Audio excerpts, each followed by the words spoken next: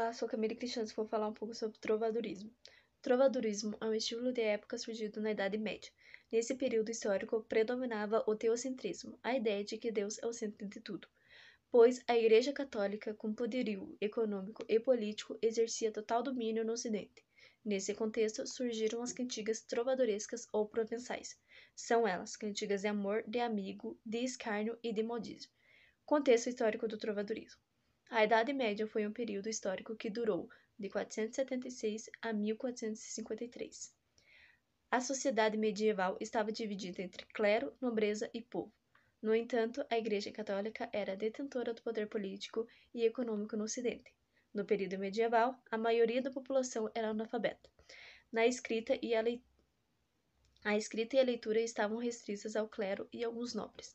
Os livros eram muito caros, pois a reprodução das obras era feita por copistas, elas eram manuscritas.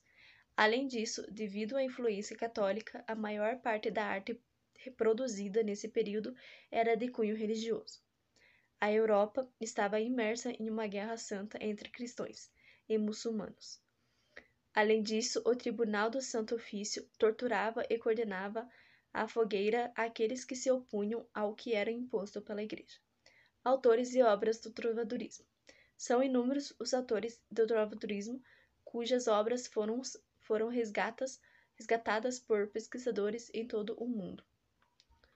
Os principais autores do trovadorismo foram Ricardo Coração de Leão, Afonso Sanches, Dom Dines I de Portugal, João Zorro, Paio Soares de Tevaroz, Paio Gomes Charinho, Martim Godats, Pedro III de Aragão, entre outros. Trovadorismo em Portugal. Portugal separou-se do Reino de Leão e Castela em 1140. Assim tornou-se um país independente. O galego-português era o idioma falado então. Com o novo estado formado, surgiu também a literatura portuguesa. Possivelmente, a Cantiga da Ribeirinha é o texto que inaugurou a leitura portuguesa em 1198. As cantigas trovadorescas podem ser encontradas em publicações complicadas de diversos autores, chamadas cancioneiros.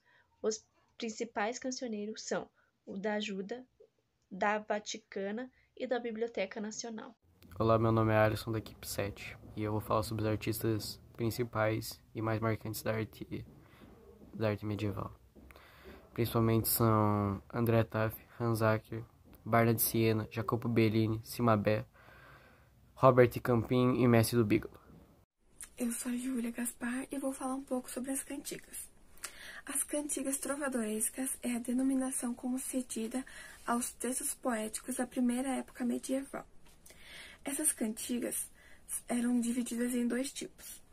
As cantigas líricas, que eram baseadas no sentimento e na emoção, e as cantigas satíricas, que usavam muito a ironia e o sarcasmo para criticar. A primeira cantiga que eu vou falar é de amor. As cantigas de amor surgem entre os séculos XI e XIII. Elas eram influenciadas pela arte desenvolvida na região da Provença, no sul da França. Algumas características das cantigas de amor. Essas características eram criadas em primeira pessoa do singular, e nelas o eu poético era quem dava voz à poesia. Um exemplo de cantiga de amor é a Cantiga de Ribeirinha, de Paio Soares de Traveiroz. A segunda cantiga que eu vou falar é a Cantiga de Amigo. As cantigas de amigo originam-se do sentimento popular na própria Península Ibérica. Os cenários envolvem mulheres camponesas. Essa é uma das principais marcas do patriarcalismo. Algumas características das cantigas de amigo. São escritas em primeira pessoa e geralmente apresentadas em forma de diálogo. Nelas, o eu poético é feminino. Um exemplo de cantigas de amigo é Ai Flores do Verde Pino, de Dom Diniz.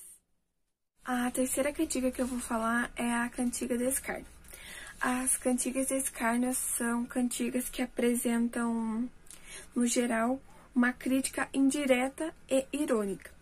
Algumas características são: nas cantigas de escárnio podem ser encontradas expressões ambíguas, ou seja, que são expressões com duplo sentido. Um exemplo é Ai Dona Feia, Foste vos queixar, de João Garcia. Bom, a quarta e última cantiga é a cantiga de maldizer. Essas cantigas de maldizer são canções cuja estrutura comporta críticas mais diretas e grosseiras. As características são que nessas cantigas são usados termos de baixo calão, e o objetivo dessas cantigas é agredir alguém verbalmente. Um exemplo dessas cantigas é Amém Dom Preci e Não é Desquisado, de Afonso Anes. Fernão Lopes foi um escritor português responsável pelo início do movimento humanista em Portugal. É considerado por muitos o pai da historiografia portuguesa. Nascido entre os anos de 1380 e 1390 em Lisboa, a capital de Portugal, em sua família humilde. Foi escrivão e crônico da coroa portuguesa e morreu em 1460, com aproximadamente 80 anos. Ele escreveu 3 principais livros sobre a crônica de 3 reis, e por isso ele era o crônico da coroa. Eu falo um pouco sobre o teatro de Gil Vicente. Gil Vicente nasceu em Guimarães, no norte de Portugal, e foi um dos nomes mais importantes no humanismo português. Ele era um poeta, mas no tempo se destacou bastante nos teatros, com a produção de peças, principalmente nos autos e nos farsas. E é por isso que ele é considerado por muitos o pai do teatro português. O teatro bizantino é o nome dado aos textos produzidos pelo dramaturgo no período do humanismo. O teatro bizantino tem início em 1502, quando ele apresentou a peça O Monólogo do Vaqueiro.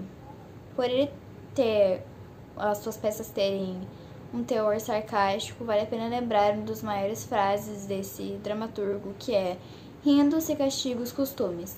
Vale a pena lembrar também que o humanismo é uma fase de transição entre o trovanismo e o classicismo, ou seja, é um momento que marca o fim da Idade Média e o início da Idade Moderna. E as principais características do humanismo é a valorização do ser humano com o advento do pensamento antropocêntrico no período renascentista. E as principais características do teatro bizantino são as críticas sociais, as obras universais, influência do antropocentrismo e conexões com o Renascimento, a presença de temas e culturas populares, a presença de humor e comicidade e elementos alegóricos místicos caracterizando moralização e humor sarcástico.